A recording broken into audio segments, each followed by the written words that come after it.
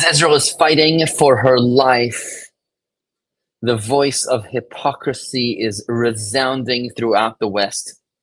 Led by the climate warrior, so to speak, Greta Thunberg, a flotilla which is supposedly going to break the blockade on Gaza, is heading from Barcelona, from various places in Europe. And Greta Thunberg here is asked a question about the hostages. Listen to what she had to say. The anti-Semitism is deafening.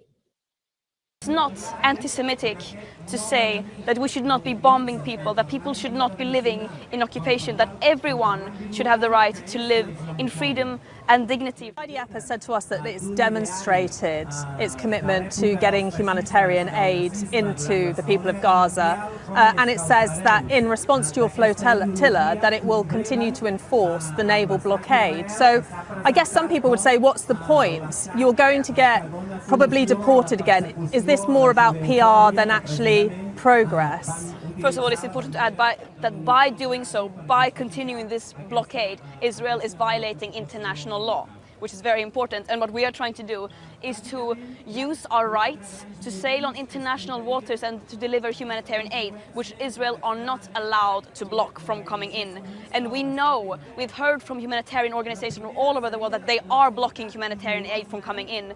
And people are being killed, shot at by snipers. We contacted the IDF ahead of this mission. They've said that they have been delivering aid. They say over the last few months alone, 9,000 trucks have gone in.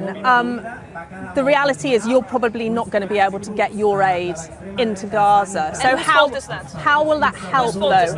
How will your mission help the people in Gaza, do you think? As I said, Israel has an illegal siege and they are committing a genocide in Palestine. Genocidal scholars all over the world are saying this.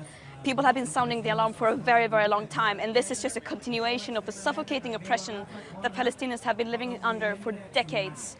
And as I said, the question we should be asking is not why are we doing this mission? Do you think you will be able to deliver aid? The question we should be asking is why is there siege?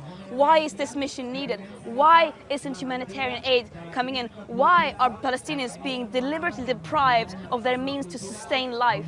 Why can they not produce food? Why are they not allowed to fish? We know your views on what's happening and Israel's actions. Can I just ask you your thoughts on Hamas? They're still holding hostages. What would your message to Hamas be? Again, there is a genocide going on. Palestinians have been living under suffocating oppression, and when there is an occupational force, this is not my views. By international law, people have a right to resist that occupation. And again, I do not stand behind killing civilians.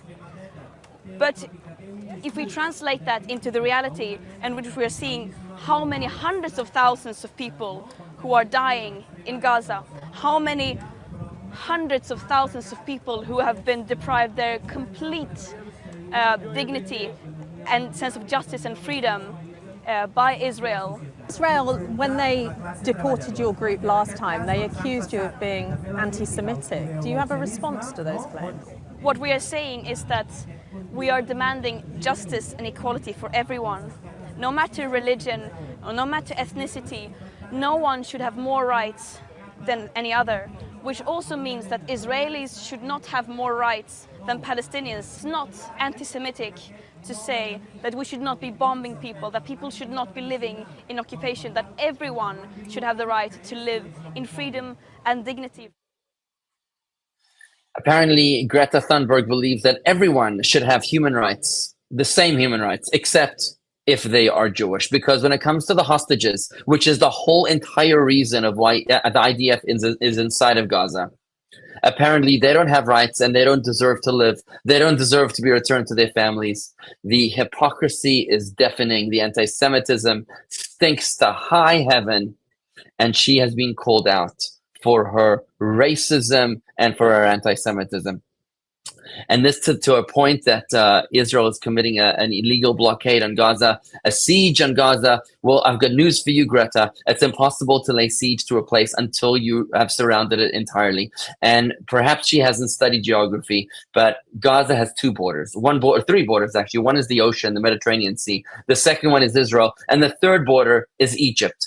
Israel does not control the Egyptian border. The Egyptian border is controlled by Egypt. And in fact, it has a wall which is more massive than the wall between Israel and Gaza. Yet, once again, an inconvenient truth that needs to be overlooked when it doesn't match her anti-Semitic agenda. Those who bless you will be blessed, says the Bible, and those who curse you will be cursed.